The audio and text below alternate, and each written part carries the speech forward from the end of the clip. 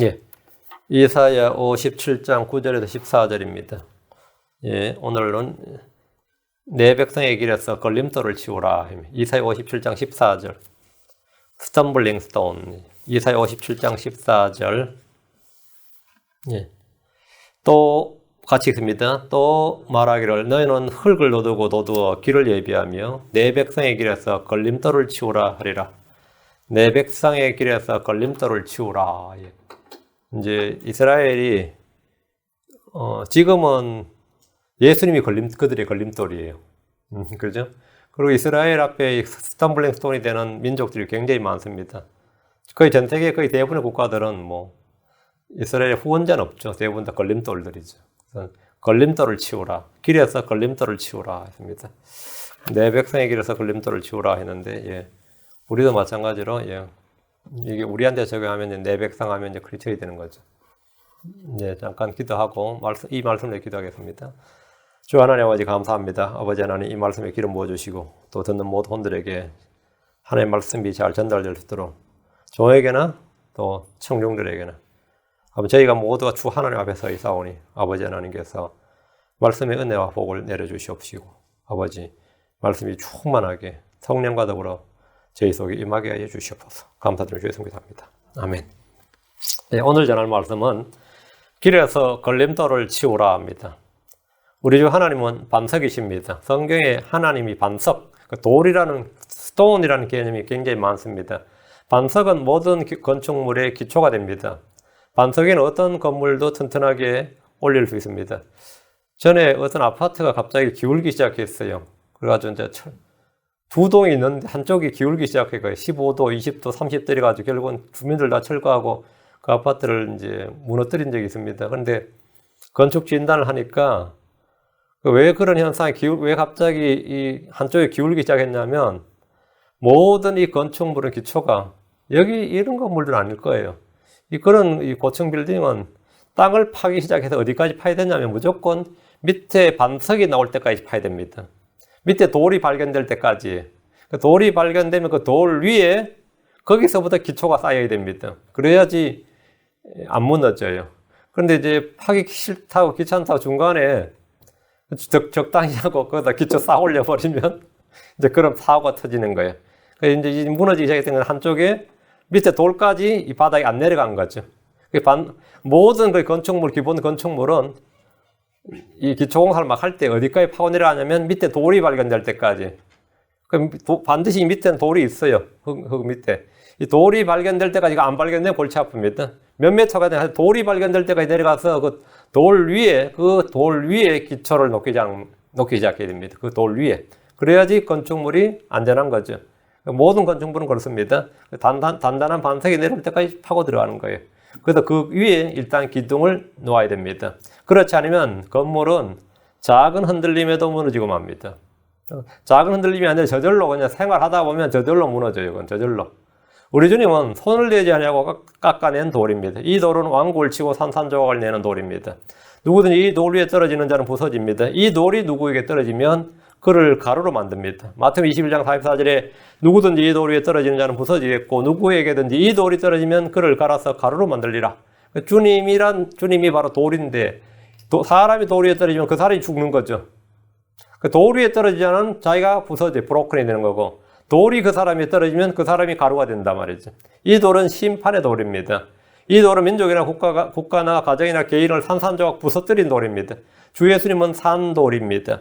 예수님은 걸림돌입니다. 예수님은 건축자들이 버린 돌입니다. 이스라엘의 왕국을 건축하고 하늘의 왕국을 건축하는데 예수님은 아무 쓸모없다고 생각하기 때문에 사람들이 예수님 이분은 뭐냐? 아니다 이거예요. 이분은 반석이나 기초가 아니다. 그래서 버린 거예요. 이분이 이스라엘 왕국, 다윗의 왕국을 재건한 데는 아무런 쓸모가 없다. 이스라엘 사람 다 그렇게 생각했어요. 그래서 예수님은 건축자들이 버린 돌이죠. 이스라엘의 왕국을 건축하고 하늘의 왕국을 건축하고 이런데 예수님은 쓸모없다. 그래서 그들은 그분을 십자가에 못 박아 죽여버렸습니다. 그들에게 예수님은 버린 돌이었습니다. 버린 돌, 쓸모없는 돌이었습니다. 그러나 그분은 하나님께 보배로운 돌이요, 산돌이요, 기초석이요, 머리돌이었습니다. 사람들은 버렸어요. 못 쓴다고. 근데 하나님은 예수님을 통해서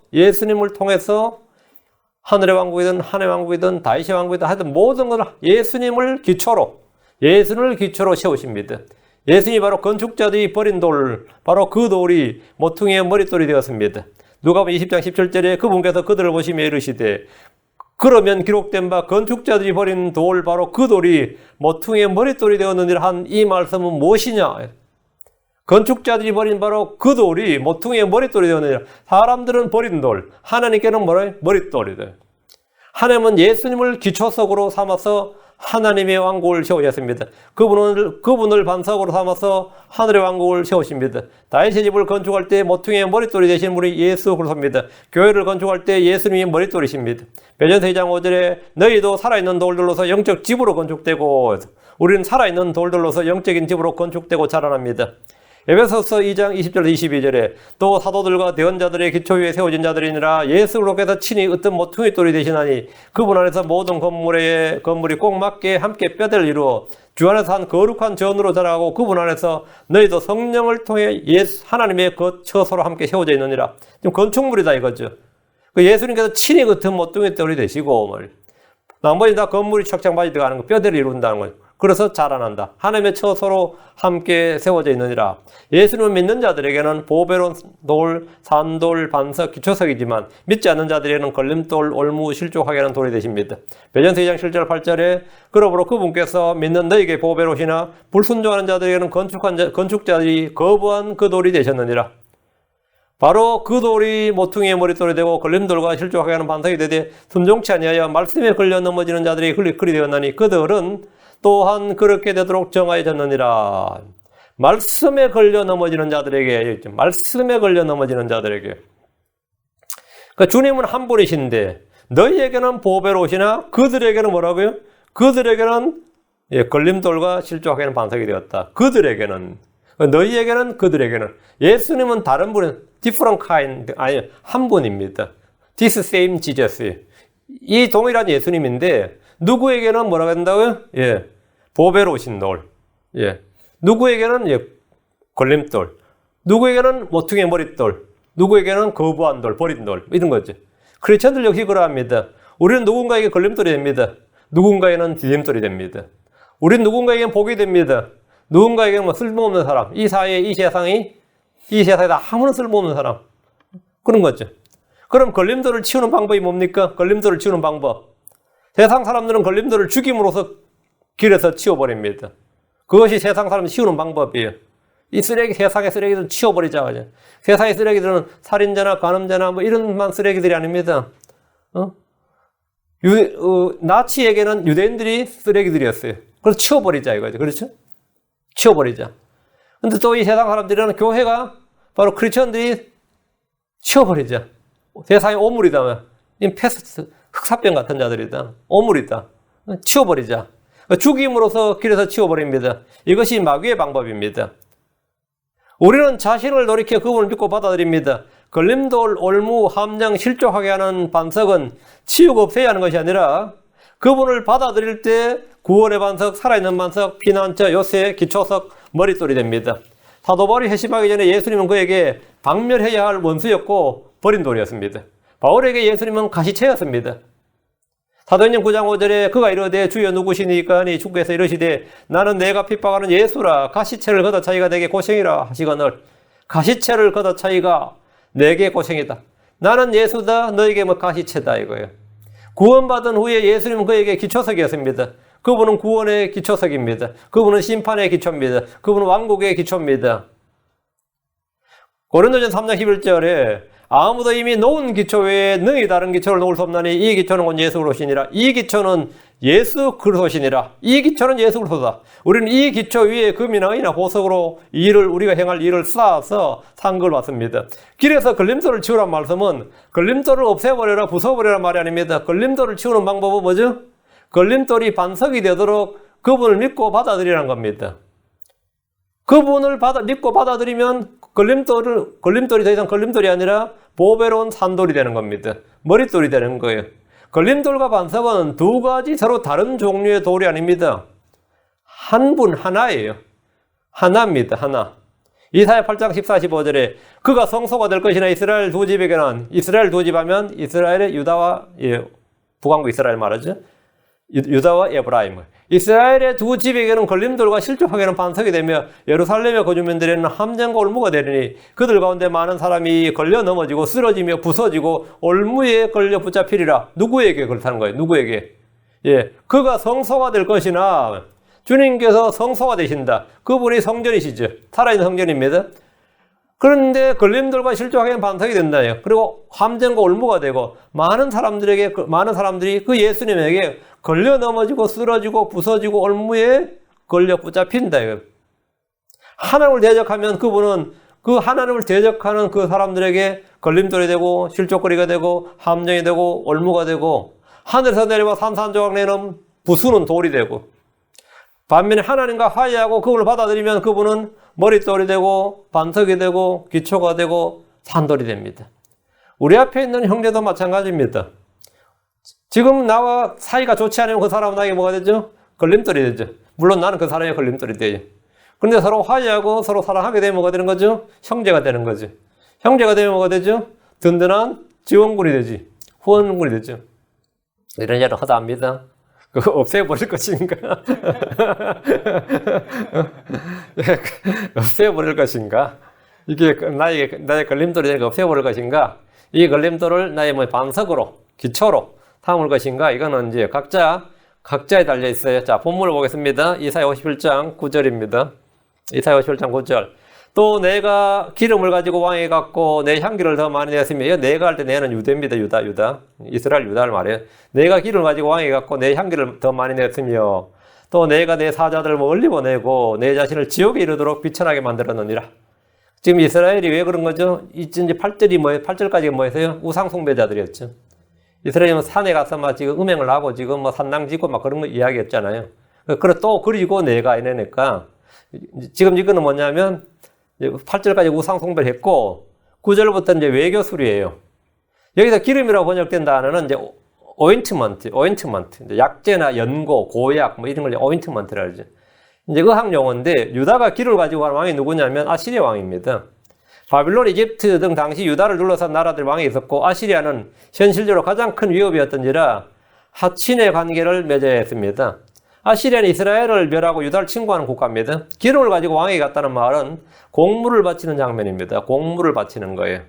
호세아 12장 1절에 북왕국 이스라엘의 외교적 노력을 볼 수 있는데 호세아 12장 1절에 에브라임이 바람을 먹으며, 에브라임이 북왕국입니다. 에브라임이 바람을 먹으며 동풍을 따라가서 날마다 거짓과 항폐함을 늘리고 그들이 아시리아 사람들과 언약을 맺으며 기름을 이집트에 실어보내는도다. 기름을 이집트에 실어보내는도다 했죠. 이집트도 뭐죠? 후방에 든든한 지원군이지.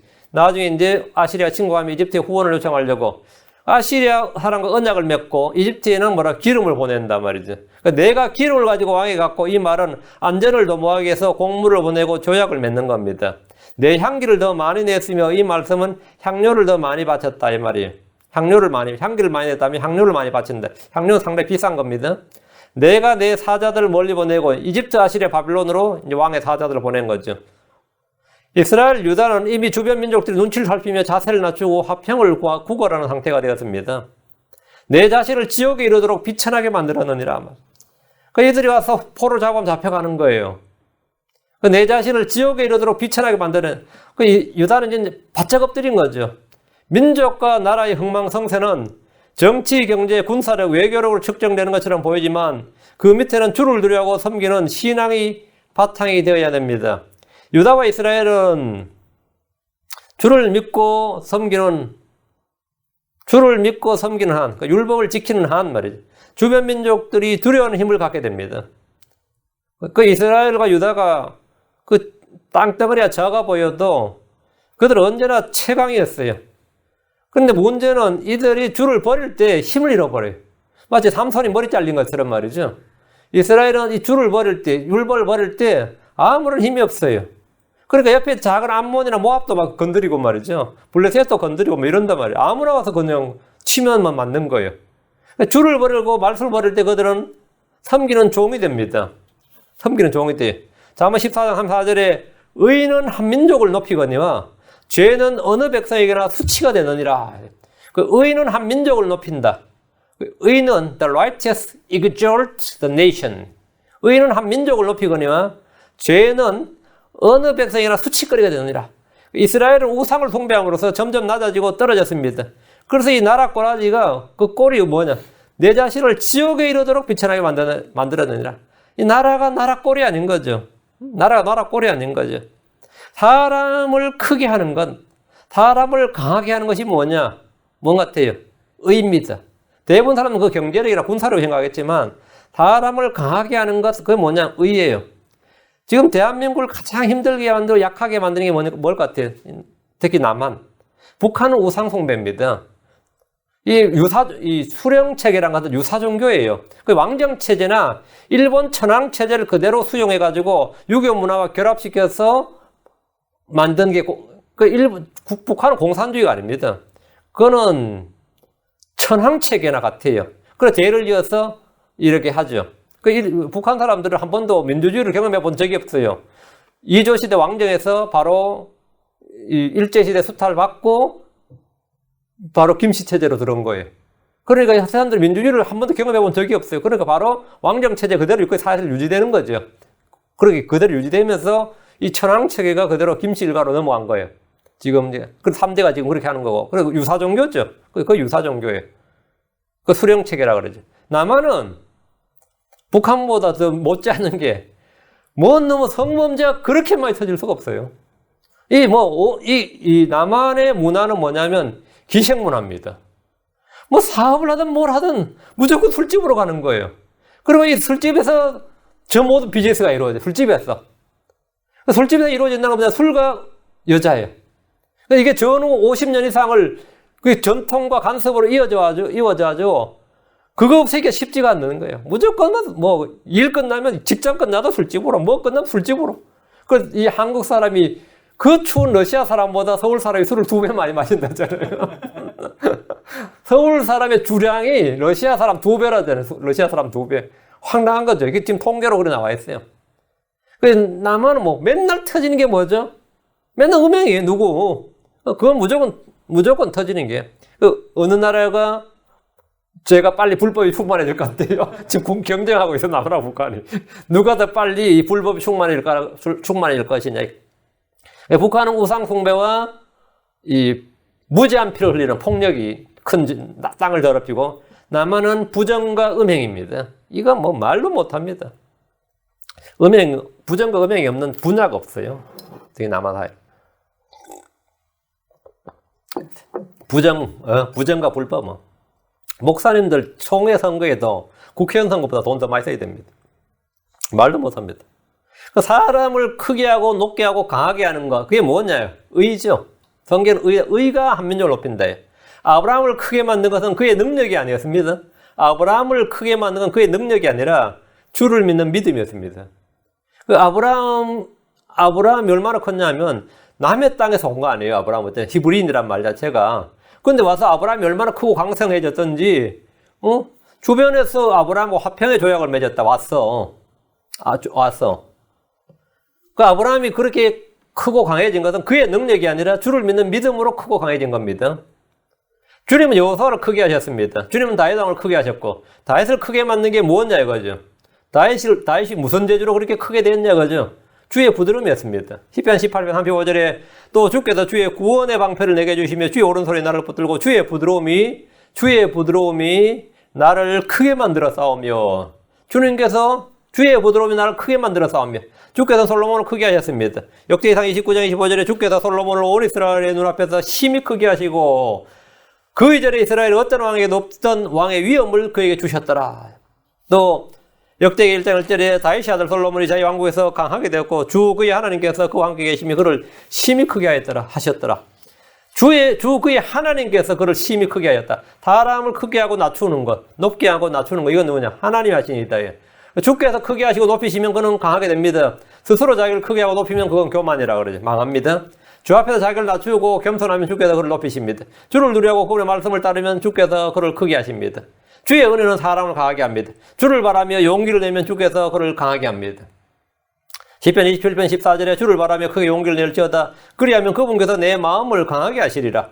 내가 말하노니 주를 바랄지어다. 주를 바랄지어다. 그러면 주께서 강하게 하신대.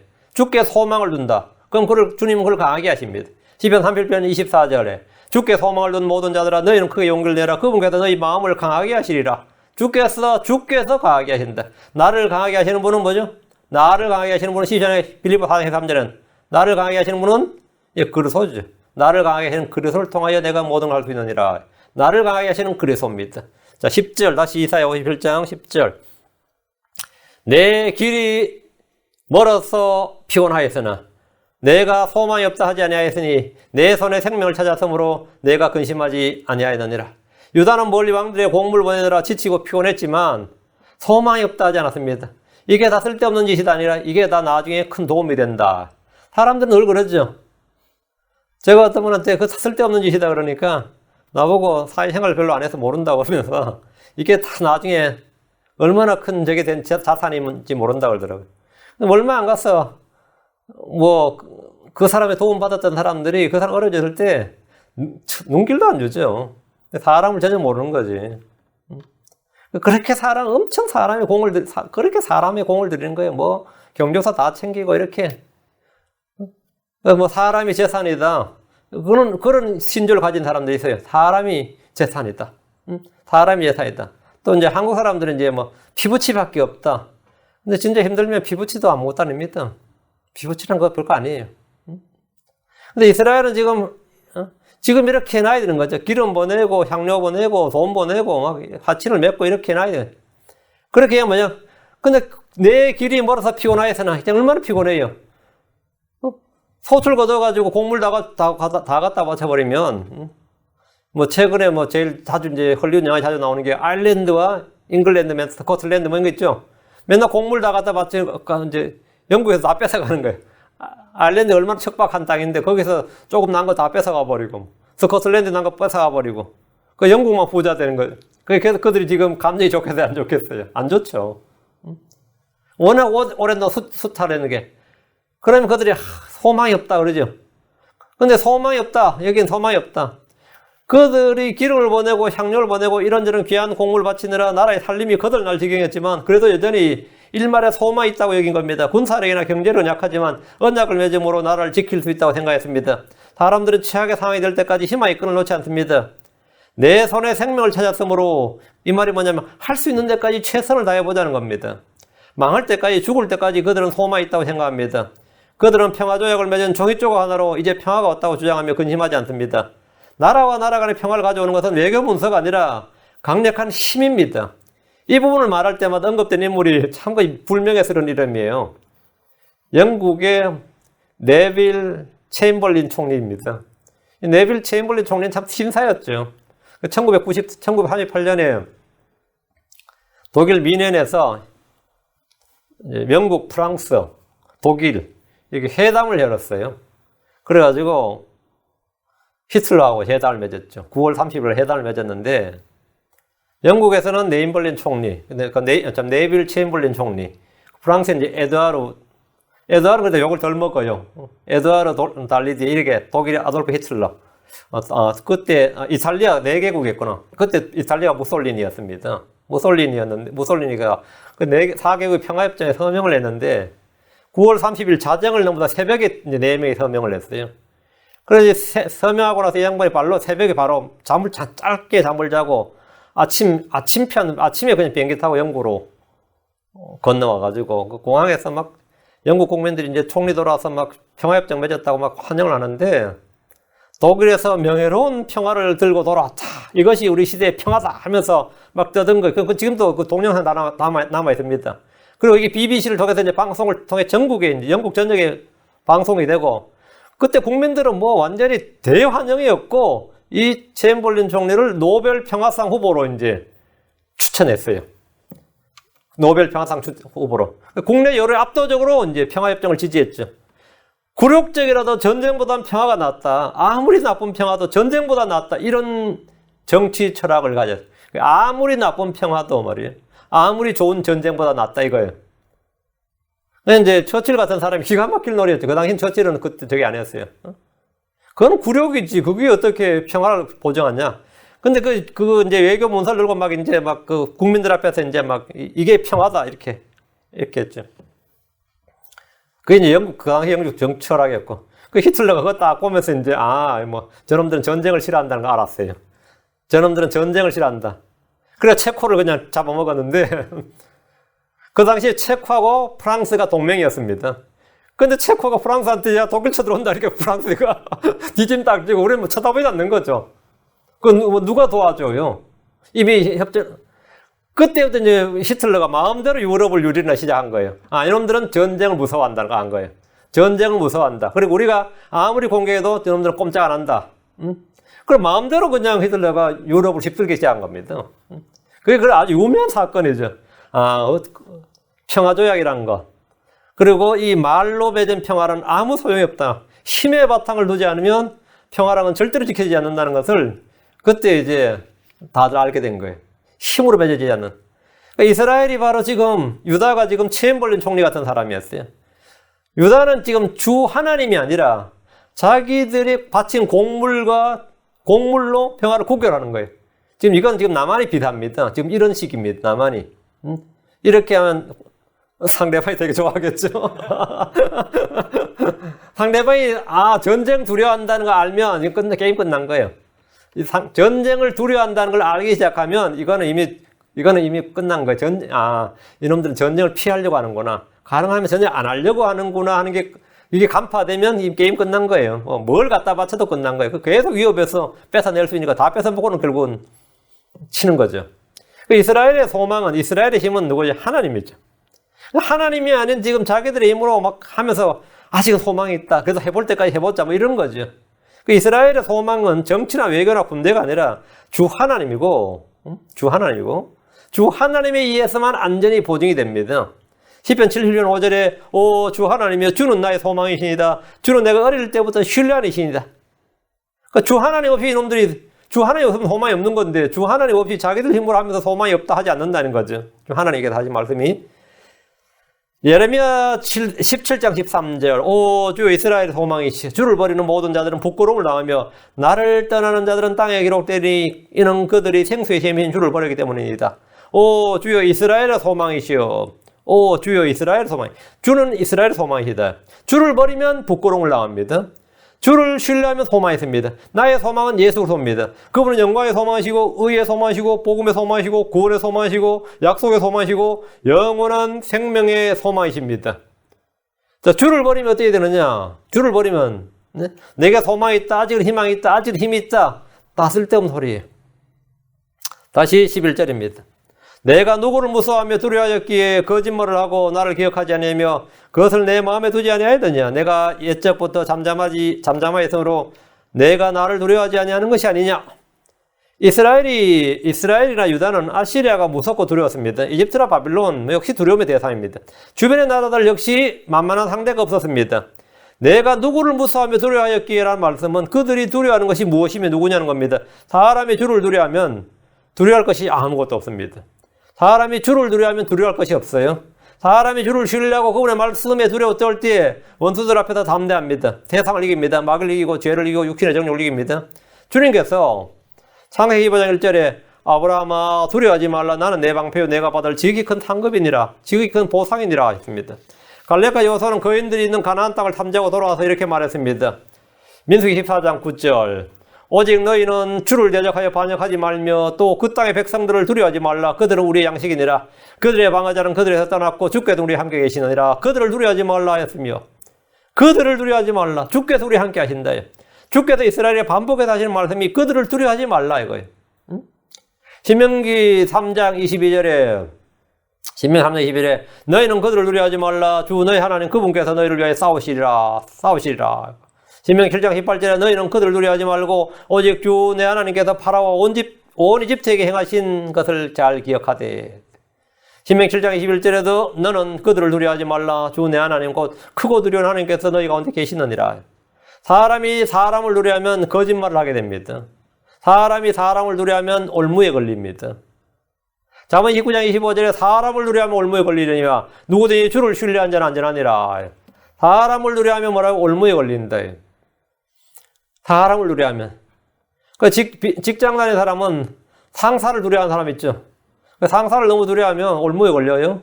동료 중에서 껄끄러운 사람 있죠. 두려워하지 말라고요. 사람을 두려워하지 말라고요. 사람을 두려워하면 올무에 걸려요. 주를 두려워하면 안전합니다. 유다는 적들이 두려웠기 때문에 거짓말을 했습니다.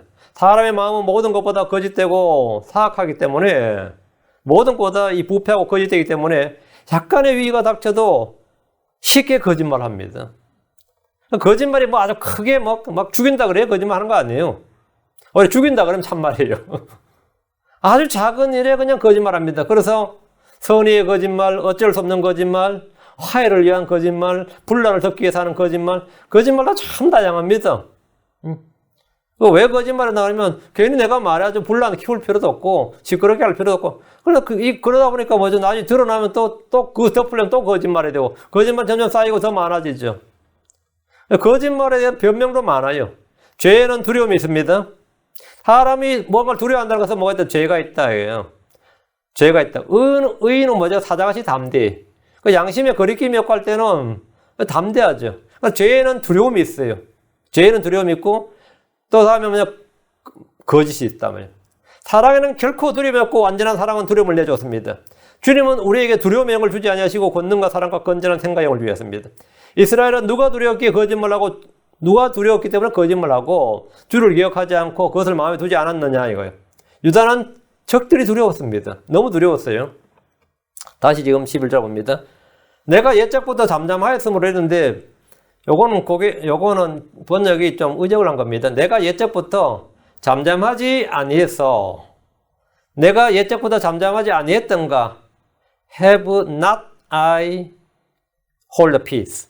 not. 이제 우리말로 not을 빼버린 거죠. 이게 부정인데 이게 반어법입니다. 내가 옛적부터 잠잠하지 아니했던가?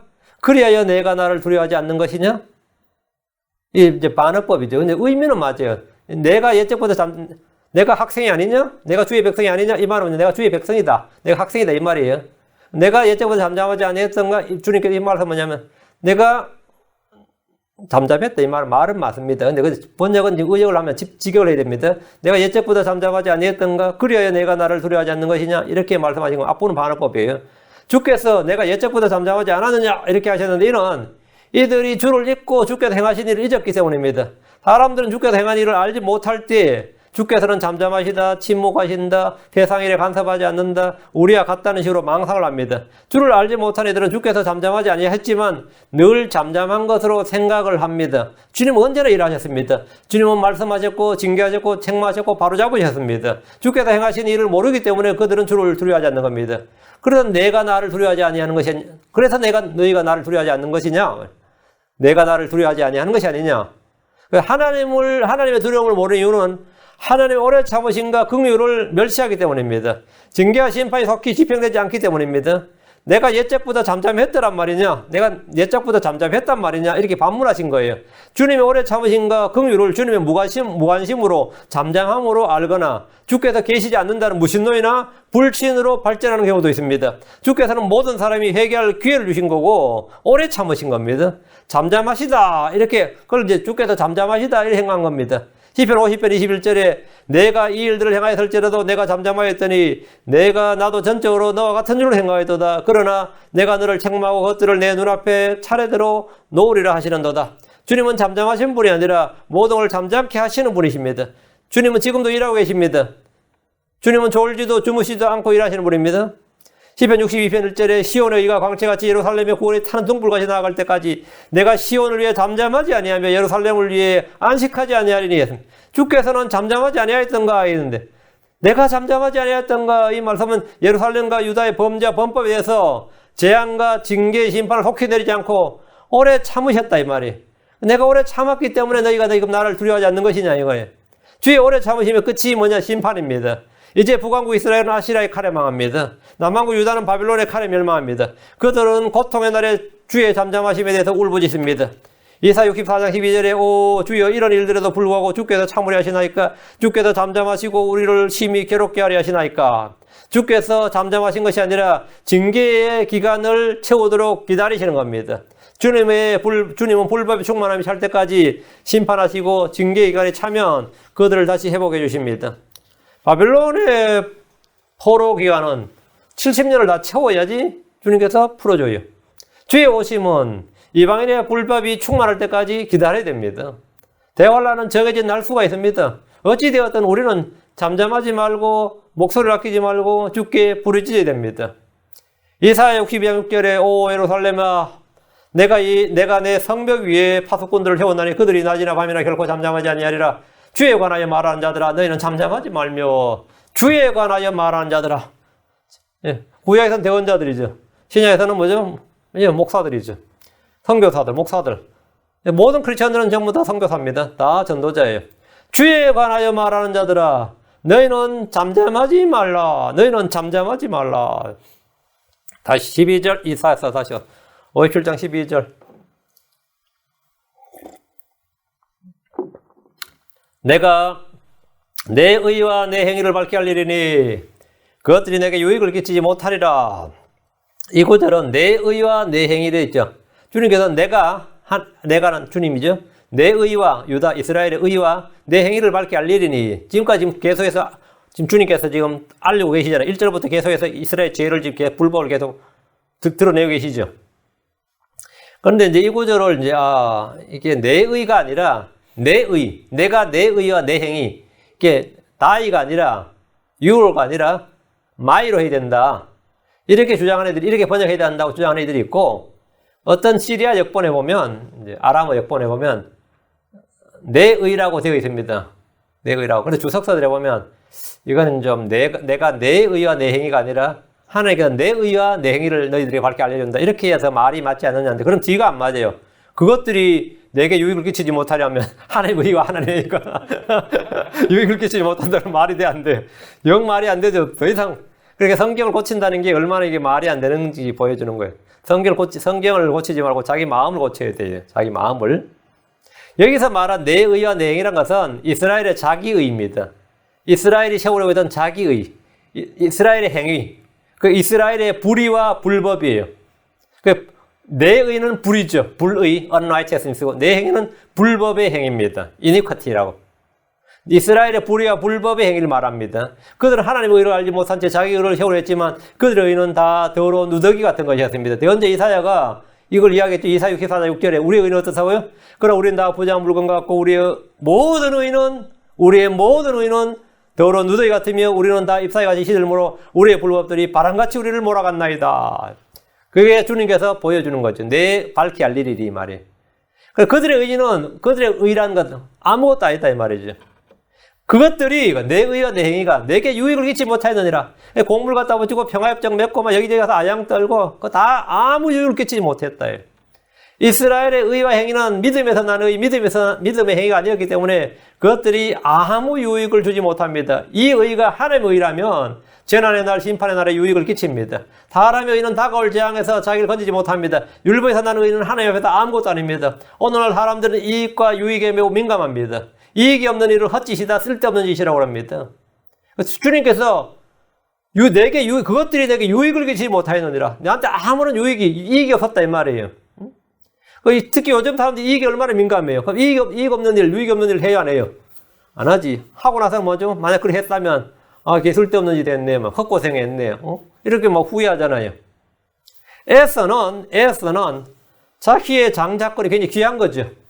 자기의 장자권이 배가 고프니까, 이게 내가 배고픈데 이게 뭔 소용이냐, 아무 유익이 없다고 하면서 팔아버렸습니다. 팔아버렸어요. 바보죠. 어리석은 자죠. 어리석은 자들은 기도가 아무 유익이 없다고 생각합니다. 하나님께 기도하는 게 욥기 21장 15절에 보면 전능자가 무엇이기에 우리가 그분을 섬기리까 우리가 그분께 기도 안 들 무슨 유익을 얻겠나이까 하는도다. 지금 이 급한데 기도한다고 되냐 이 말. 기도한다고 되냐. 응? 뭐 하려고 기도하냐. 네. 한국의 축구 선수 중에서 아주 독실한 크리스천들이 좀 많이 있어요. 그 중에 한 분이 우리 세대 축구 선수 하면 참 엉그리죠. 정말 독실한 크리스천이에요. 독일에서 나이도 많아서 독일 갔어요. 참 20대 가서 펄펄 날았겠지. 그런데 또 그때는 독일에서 하락하는데 다시 불러와서 네 군대 가라 그래가지고 불러서 34개월을 또 군대를 또 공군에 집어넣어가요. 군대를 갔다 다시 독일 가니까 나이가 얼마나 돼. 이 동양에서 애가 나이 30살 넘은 사람이 독일 축구, 독일 유럽 애들이 얼마나 덩치가 커요. 그건 체력이 안 되는 거예요. 체력이 못 따라가요. 그들이 고기를 주면서 레어, 피가 질질 흐르는 거, 그걸 먹으라고 막 주더라는 거예요. 응? 그 독실한 크리스천을 먹으면 돼야 안 돼요?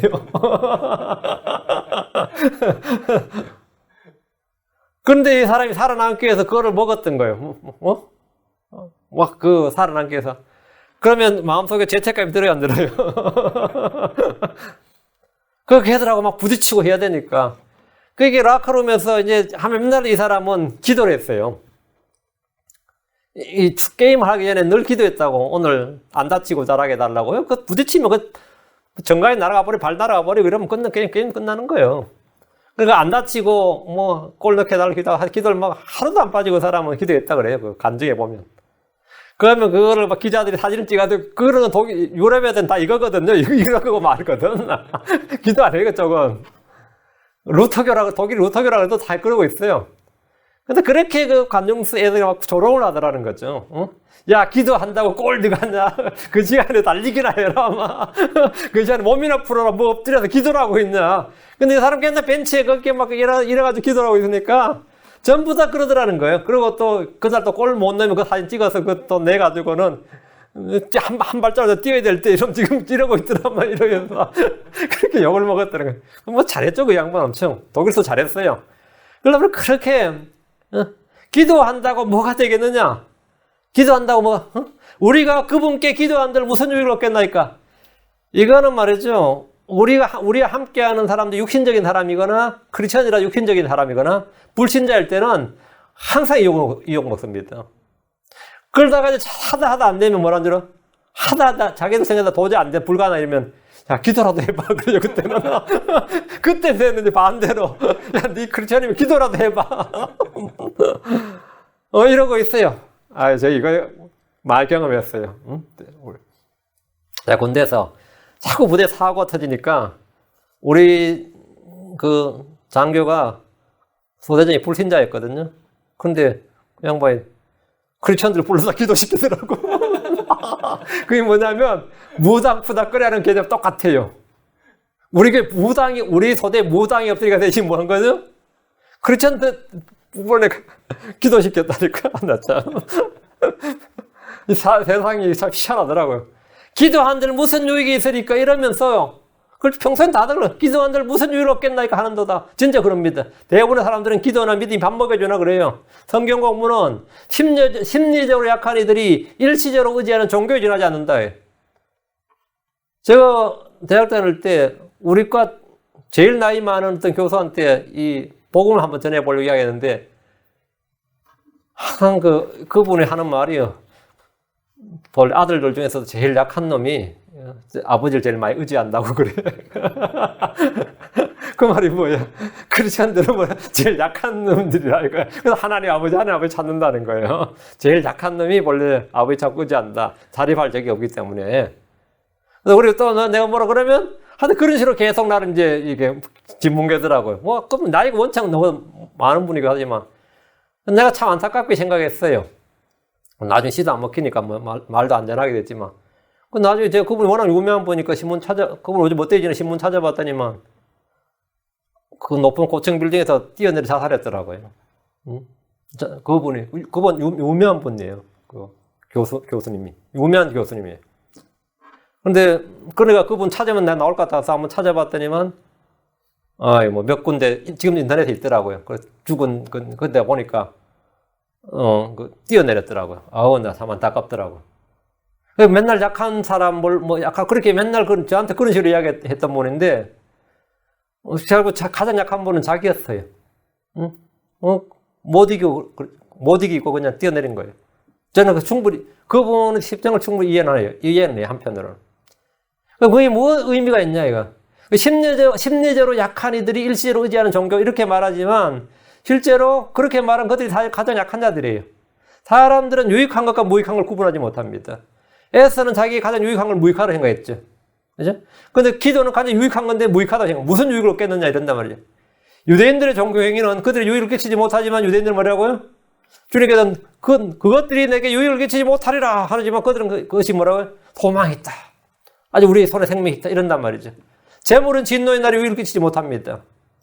잠언 11장 4절에 재물은 진노의 날에 유익을 끼치지 못하나 의인은 상함에 던지느니라. 재물은 진노의 날에 뭘 끼치지 못한다? 유익을 끼치지 못한다. 재물은 진노의 날에 유익을 끼치지 못한다. 사람들은 아무도 그렇게 생각하지 않습니다. 유익을 끼친다고 생각하지.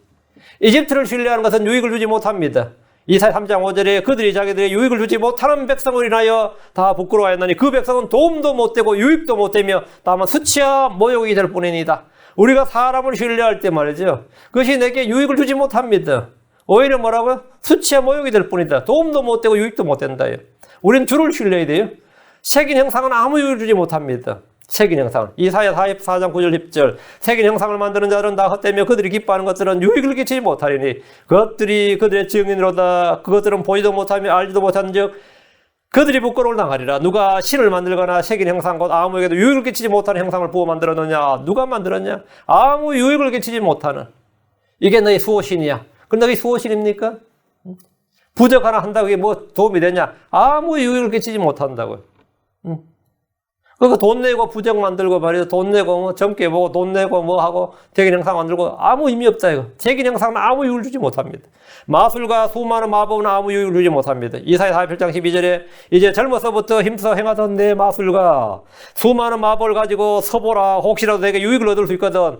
혹시라도 내가 유익을 얻을 수 있거든 그리하고 혹시라도 내가 이길 수 있거든 그리하라. 아무 쓸데없는 것이다 이 말이에요.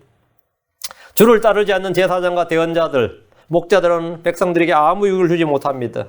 예레미야 8절에 제사장들은 주께서 어디 계시냐 하지 않냐고 법을 다룬 자들은 나를 알지 못하며 목양자들도 내게 범법하고 대언자들은 바알을 힘입어 대언하며 유익을 주지 못하는 것들을 따라 걸었느니라.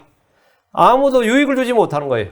거짓 교사와 거짓 목사들은 양떼에게 아무 유익을 주지 못합니다. 그들은 거짓으로 주의 말씀을 다루고 가르칩니다. 거짓으로 주의 말씀을 다루고 가르쳐요. 예레미야 3장 32절 주가 말하노라 보라 거짓 꿈들을 대언하고 그것들을 말하며 자기의 거짓말과 경솔함으로 내 백성을 잘못되게 하는 자들을 내가 대적하노라. 그러나 내가 그들을 보내지 아니하였고 그들에게 명령하지도 아니하였나니 그러므로 그들이 이 백성에게 아무 유익을 끼치지 못하리라. 주가 말하노라. 대언자들 제사장들이 백성에게 아무 유익을 끼치지 못한다.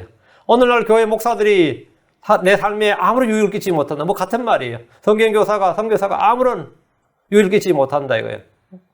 그냥 뭐 할 때 뭐 대접이나 받지 뭐 실제 뭐 유익을 끼치냐 이거예요. 하나님 말씀을 계속해서 공급해 주지 못하면 아무 유익을 주지 못하는 겁니다. 그냥 프로그램으로 교회를 이끄는 목사님들 많죠. 프로그램으로 교회 시스템과 프로그램으로. 그러면 거기에 사람이 목사가 없어도 이제 그 교회가 돌아가요 실제로.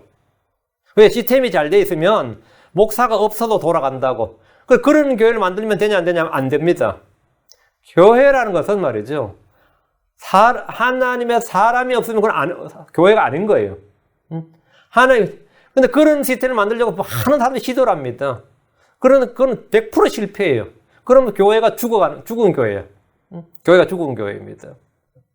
하나님의 말씀이 선포되고 하나님의 말씀을 선포하는 사람이 없는데 돌아간다, 그 교회가 잘 굴러간다고 그게 뭐지? 그건 조직이지, 그건 조직이죠.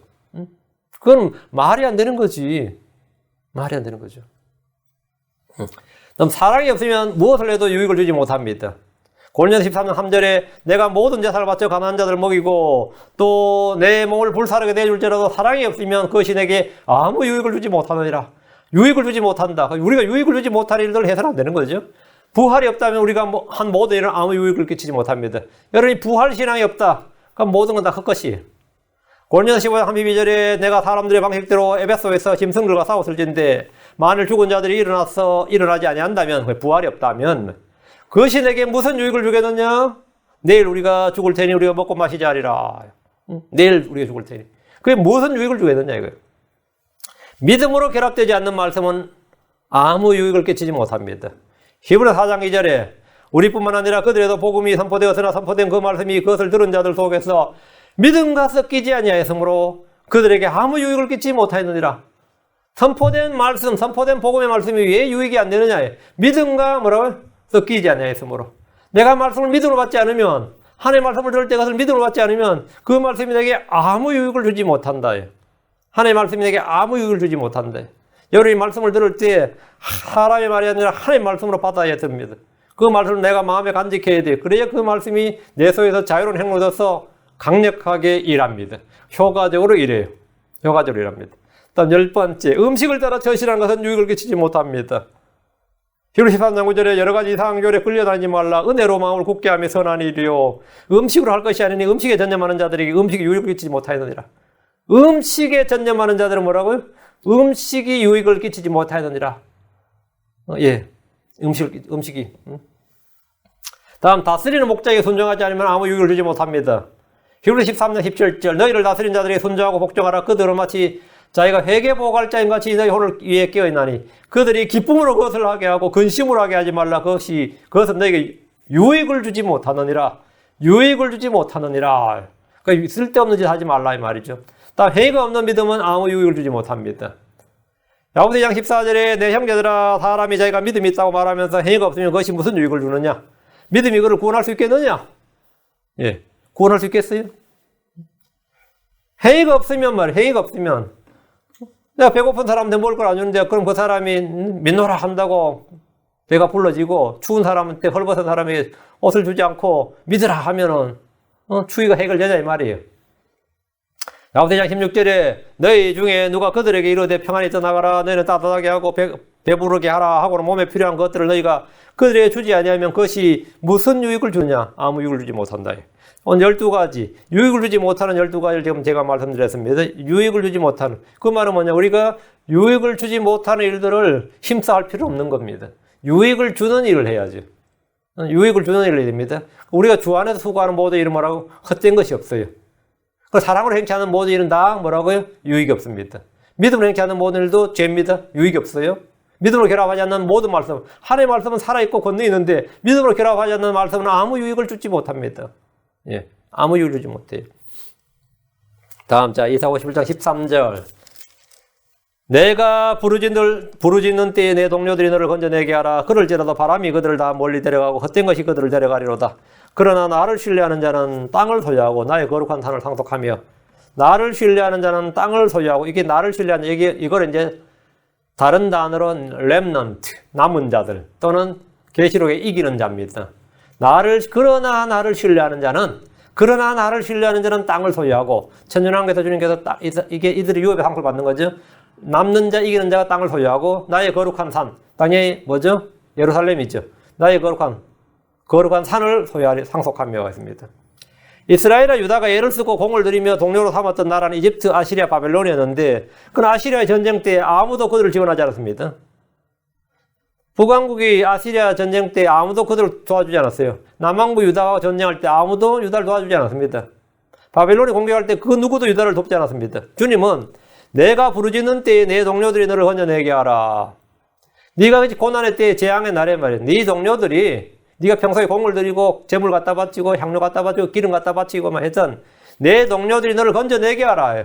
주님은 그들의 동료, 그들이 섬기던 우상들에게 너희들이 막 분향도 하고 그랬잖아요. 그 우상들에게 구출해달라고 해보라는 겁니다. 가능하겠습니까? 그들은 재앙의 날에 그들이 신뢰했던 것이 얼마나 헛된 것인지 알게 됩니다. 그럴지라도 바람들이 그들을 다 멀리 데려가고 그들은 먼 나라로 포로로 잡혀갑니다. 이스라엘은 멀리 흩어졌고 그 땅은 이교도들로 가득 찼습니다. 그래서 지금도 잃어버린 12지파란 말을 할 정도로 이방인들과 혼합되어 버린 거죠. 유다 역시 멀리 옮겨졌습니다. 그러나 나를 신뢰하는 자는 땅을 소유하고 나의 거룩한 산을 상속하리라. 이것은 이스라엘의 회복을 말합니다. 나를 신뢰하는 자는 이스라엘의 남은 자를 말합니다. 이들은 대환란 때 이기는 자입니다. 이들이 땅을 소유하고 예루살렘을 소유합니다. 14절 또 말하기를 너희는 흙을 도두고 길을 예비하며 내 백성의 길에서 걸림돌을 치우라 하리라. 침례인 요한은 주의 길을 예비하라고 외쳤습니다. 백성들의 주의 길을 예비하라 했죠. 주의 길을 예비하는 게 어떻게 하는 겁니까? 회개하고 침례를 받는 거예요. 자기 죄들을 시인하고 회개하고 침례를 받으면서 그가 증언하는 그 침례인 요한이 증언하는 예수님을 마음에 받아들이면 돼요. 그것이 주의 길을 예비하는 거예요. 본문은 주의 재림 때 이스라엘로 돌아오는데 이스라엘이 이제 돌아올 때 유대인들이 이스라엘로 돌아올 때 유대인들에 관한 거죠. 초림이 아닌 재림 때 성취될 말씀입니다. 이것은 주의 길이 아니라 백성의 길이에요. 백성의 길. 너희는 흙을 도두고 길을 예비하면 주의 길을 예비하라가 아니라 뭐라고? 내 백성의 길에서 내 백성의 길. 문자 그대로 내 백성의 길입니다. 왕의 대하로 킹스 하이웨이로 이제 유대인들이 돌아온 거죠. 그때 거기서 걸림돌을 치우란 말이에요. 이사야 62장 10절에 성문들을 지나가라. 너희는 백성의 길을 예비하라. 아무도 이스라엘 가는데 틀어막거나 군대로 막거나 추격해서 붙들거나 그러지 말라는 거죠. 너희는 내 백성의 길을 예비하라. 큰 길을 쌓아 올리라. 돌들을 모아 치우고 백성을 위해 군기를 채우라. 한때 모든 길은 로마로 통한다고 했죠. 이때는 모든 길이 예루살렘으로 통합니다. 먼저 온 세상에 흩어져 있는 유대인들을 위해 이 길이 예비됩니다. 그리고 전 세계 어디에서나 백성들이 예루살렘으로 달려올 수 있도록 대로가 예비됩니다. 그래서 온 백성들이 예루살렘으로 달려와서 주께 경배하는 거예요. 주께 예물을 바치고, 희생물을 바치고, 이렇게. 그래서 길이, 완전 모든 길은 예루살렘으로 통한다, 이거예요. 내 백성의 길에서 걸림돌을 치우라 하는데, 어느 나라, 어느 민족도 유대인들의 귀환을 방해하거나 막을 수가 없습니다.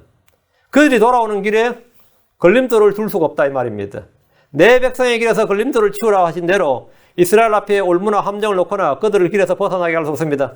발람은 발락을 가르쳐서 그들의 길에 올무를 놓았지만 재림 때의 주 앞에 그리고 이스라엘 앞에는 아무 걸림돌이 없습니다. 지금 유대인들의 가장 큰 걸림돌은 무슬림 세력처럼 보이죠. 무슬림이 아닙니다.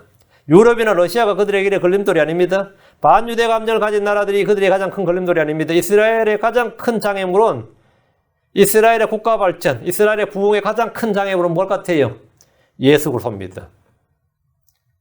이스라엘은 예수란 한 이름으로 인해서 2000년간 고생했습니다. 예수란 한 인물, 예수란 이름 하나로 얼마나 고통을 받았는지 몰라요. 예수란 이름 하나로.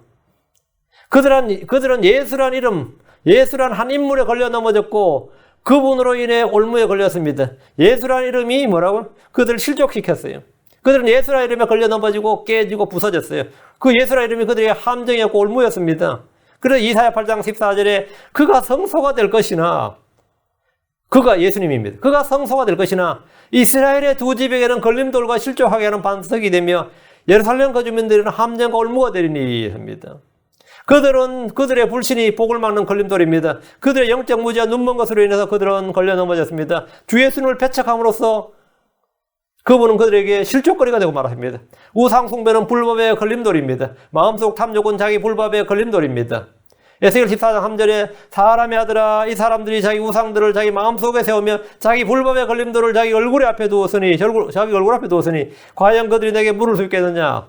자기 불법의 걸림돌을 자기 얼굴 앞에 두었으니 이게 뭐냐면 탐욕이에요. 탐욕이란 우상 숭배. 우리 모든 크리스천들이 갖고 있는 게 뭐냐? 탐욕이라는 우상 숭배. 이걸 자기 마음속에 딱 두고 주님 앞에 나오는 거예요. 뭐 어떻게 나오는 거죠? 그거 성취해달라고 주님에게 기도하는 거예요.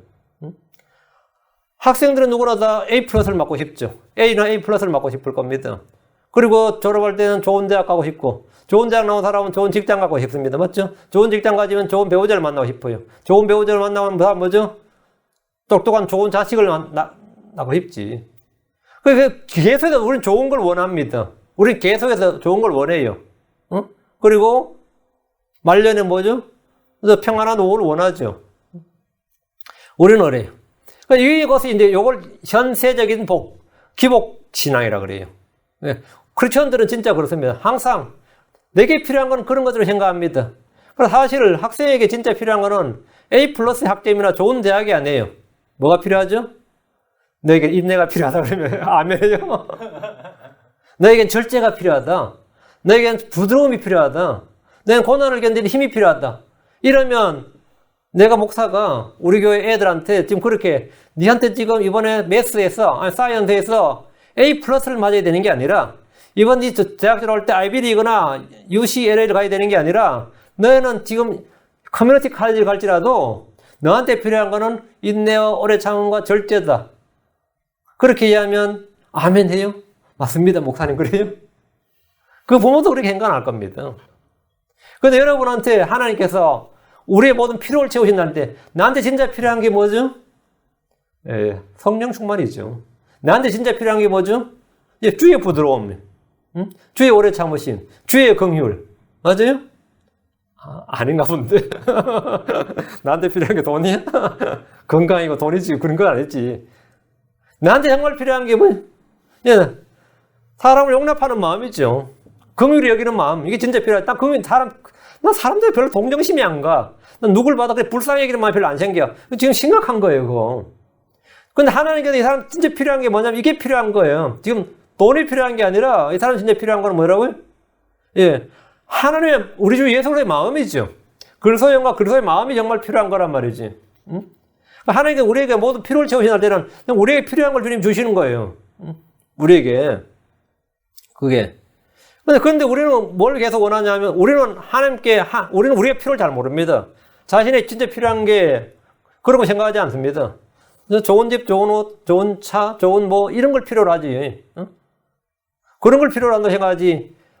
나한테 정말 인내심이 필요해. 고통을 참는 힘이 필요해. 어때요?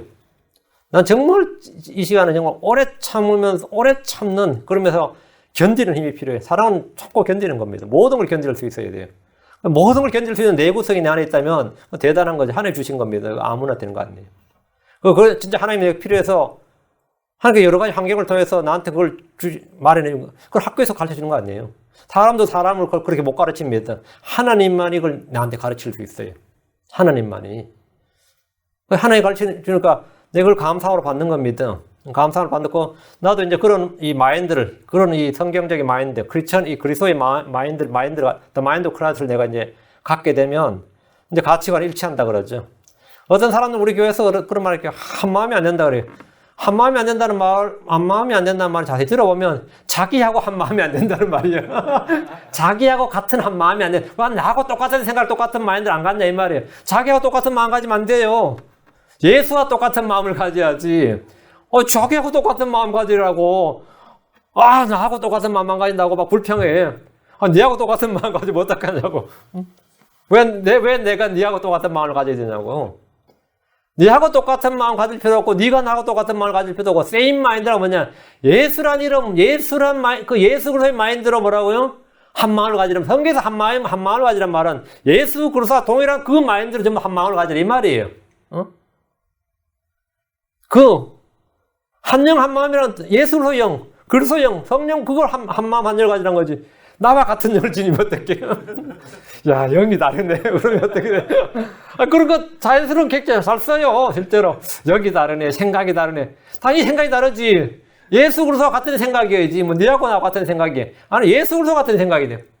예수 그리스도와 같은 생각. 이 교회에서 보면 이제 별일 다 했죠. 내게 필요한 게 뭐냐면, 그리스도의 마인드를 갖는 거, 이게 필요하지. 하나님께서 우리에게 필요를 채우시는 분이기 때문에 이런 게 필요하단 말이에요. 그런데 그렇지 않으면, 지금 제가 말한 대로 학생들은 다 좋은 학점을 원해요. 좋은 학점을 못 받으면 그런 학점에 막 기도했는데 시험 봐서 막 D 나오고 F 나오면 하나님 싫지. 하나님 어디 계시나이까? 왜 내 기도 응답 안 하시나이까? 막 취업을 해서 간절히 기도했는데 시험 갈 때마다 면접에서 떨어지면 어떻게 될 거세요? 그럼 생각해봐. 오늘 여기 우리 회사가 5명 뽑는데 지원자가 막 100대 1이면 어떻게 되는 거죠? 500명 왔다는 말이에요. 그중에 크리스천만 100명 넘어. 다 아침에 올 때 취업되게 해달 기도했을 텐데 하나님 누구 기도 응답해줘요? 다 기도 응답해주면 5명 뽑을 거 100명 뽑을 거 크리스천 있습니까? 다 나오세요. 그래야 된다고. 그건 말이 안 되죠. 아예. 그래서 그건 완전히 회사의 혼란이지. 하나님이 사람들의 기도 다 응답해주면 우리가 원하는 거, 우리가 바라는 거, 우리의 욕망과 탐욕을 다 응답해주면 그 세상은 완전히 혼란 그 자체는 무질서 혼란 그 자체입니다. 그건 난리 나는 겁니다. 그러면 안 됩니다. 떨어져도 감사할 수 있는 마음을 주옵소서. 그러면 하나님께 아멘 하지. 떨어져도 감사할 수 있는 마음을 주시고 불평하지 않는 마음을 주시고 거기서 내가 마음이 상하지 않고 자연히 견딜 수 있는 마음을 주시옵소서 하면 어떻게 될 것 같아요? 당연한 거죠. 우리가 뭐 게임하는데 우리 팀 이기도록 기도하면 어떤 목사님 그러대요? 한국이 누굴 이겼다더라? 한국이 오모모 목사라고 했어요. 근데 설교에다가 하는 말이 한국이 잉글랜드한테 한국이 영국한테 축구 정주가 참 드문 일이죠. 이길 수도 있지. 근데 자기가 그날 그 설교하러 가서 축구 선수들한테 다 안수를 해줬다는 거. 그래서 이겼다는 거예요. 자기가 안수를 해줬기 때문에 한국 선수가 이겼다. 야, 진짜 끝내주대. 그쪽은 대부분 다 크리스천인데. 잉글랜드 선수는 다 대부분 다 크리스천인데. 그 메달 따러 나온 선수들 중에서 대부분이 크리스천이 얼마나 많아? 60% 이상이 크리스천인데요. 다 그 메달 따고 다 메달 따요? 그 탐욕이라는 우상을 두는 거죠.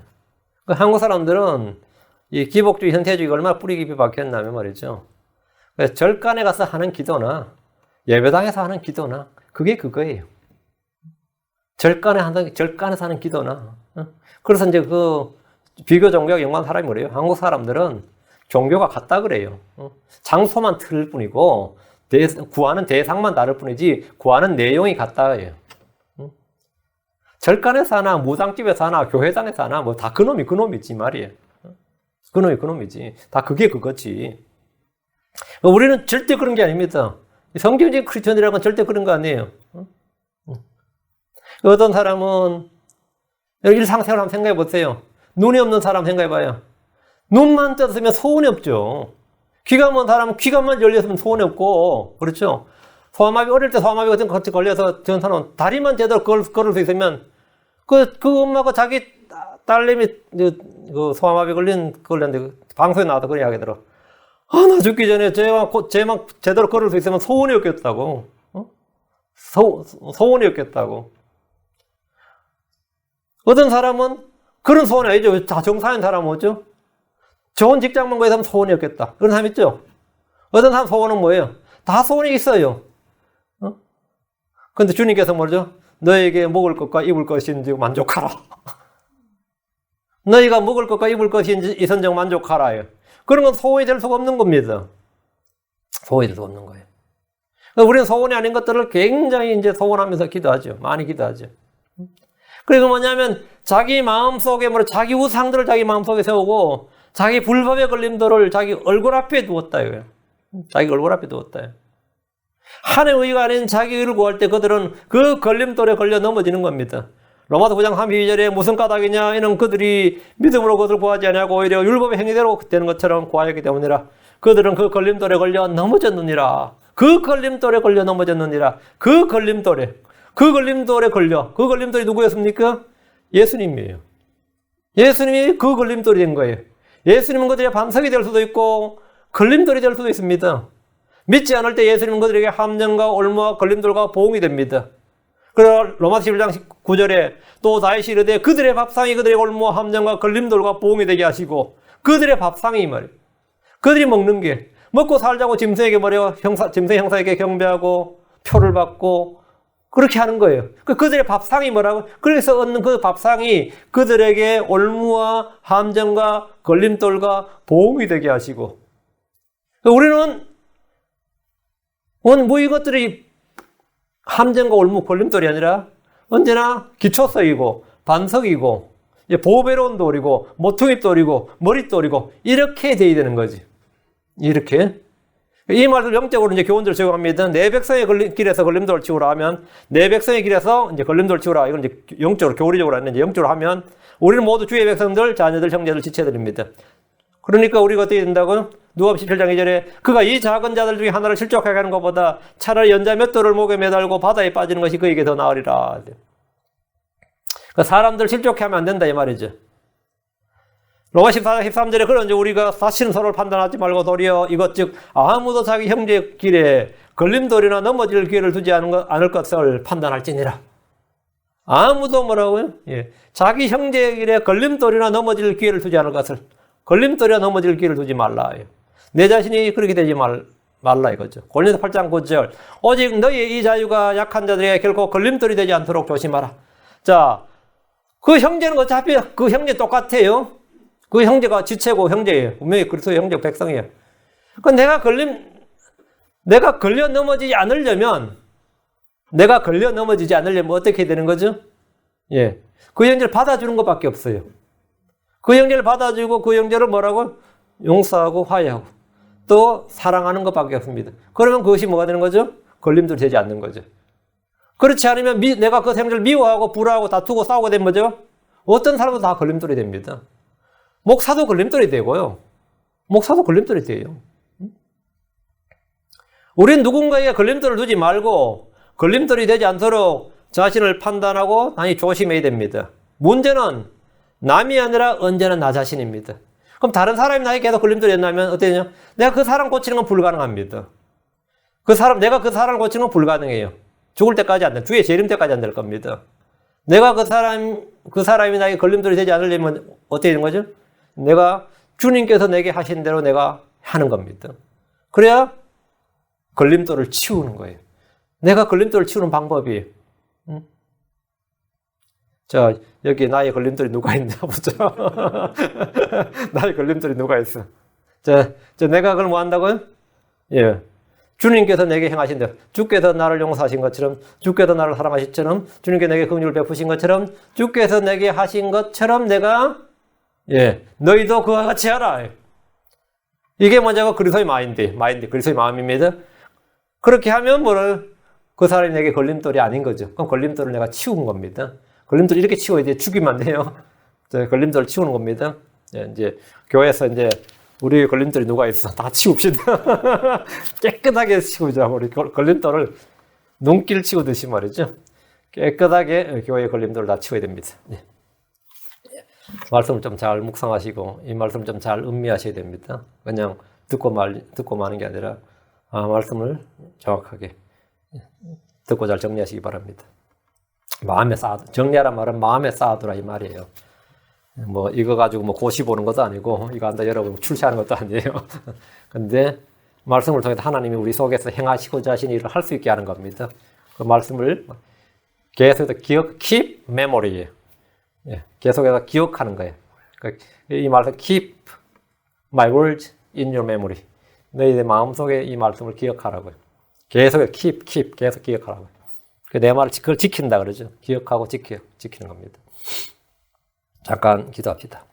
위대하시고 거룩한 주 하나님 감사합니다. 하나님께서 은혜와 복을 주셔서 이 시간 선포된 모든 말씀들이 성도들 마음속에 깊이 전달되도록 하나님께서 은혜 베푸시기를 원합니다. 그리고 저희가 다른 사람들의 걸림돌이 되지도 말아야 되겠지만 또 저희가 걸림돌을 치울 수 있도록 하나님 은혜 베풀어 주시옵소서. 유대인들에게 예수님이 걸림돌이 된 것처럼 또 어떤 사람들에게는 크리스천들이 걸림돌이 되고 교회가 걸림돌이 됩니다. 또 어떤 형제들에게는 저희 자신이 걸림돌이 되고 또 어떤 사람들은 저희에게 또 걸림돌이 됩니다. 아버지, 저희가 자신을 판단하고 다른 사람들에게 실족거리나 걸림돌이 되지 않기를 원하옵고 또 저희 앞에 놓인 이 실족거리 걸림돌들을 아버지 하나님 주께서 저희에게 해주신 그대로 행해서 아버지 하나님 모든 걸림돌을 치울 수 있도록 해주시고 모든 성도들, 모든 지체들이 저에게 다 서로가 지체가 되고 서로가 형제가 되고 서로가 도움이 되고 서로가 세워주는 자가 되고 서로가 디딤돌이 되도록 인도하여 주시옵소서. 아버지는 복을 주십시오. 주의 영을 저에게 충만케 하여 주시고 깨닫는 마음을 주십시오. 주의 성기도합니다. 아멘.